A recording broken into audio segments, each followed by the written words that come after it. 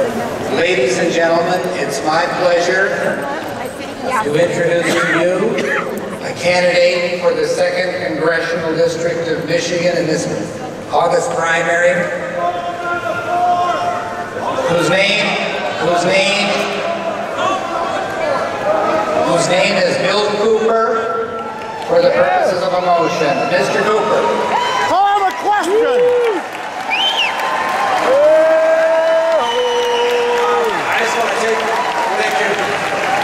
I just want to take a moment and thank them for allowing me to negotiate being able to make 1 point.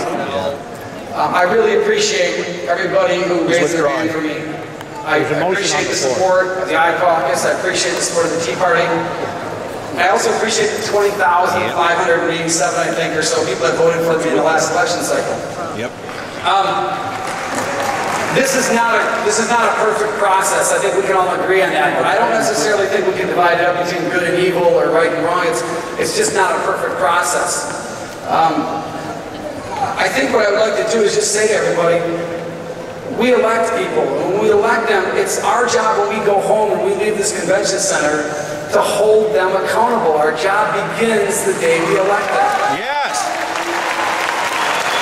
So, what I would like to ask everybody in this room to do is I would like to ask everybody in this room to support Rick Snyder, to support Brian Calley, and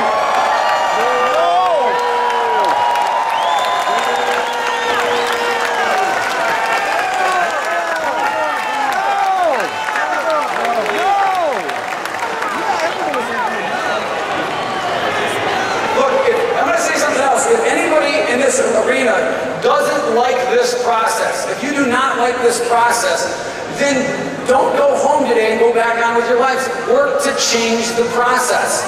The process is the problem, not me. It's not Brian Calley. It's the process. If you don't like this process, then let's work to change the process. But for anybody coming from the outside, looking in, incumbency and the ruling people on the inside, that's the challenge we have to face. And the reality is, when the hands were raised, I'm assuming that no more alternates raised their hand for me than alternates that raised their hand for Brian Calley. So let's just make that assumption it was an even.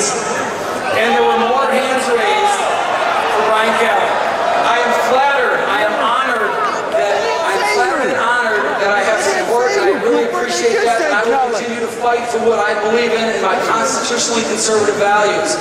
But at this time, I would like to remove my name from the ballot and unanimous.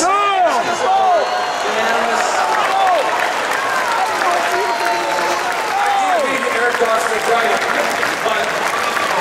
but I can't tell how much I appreciate it.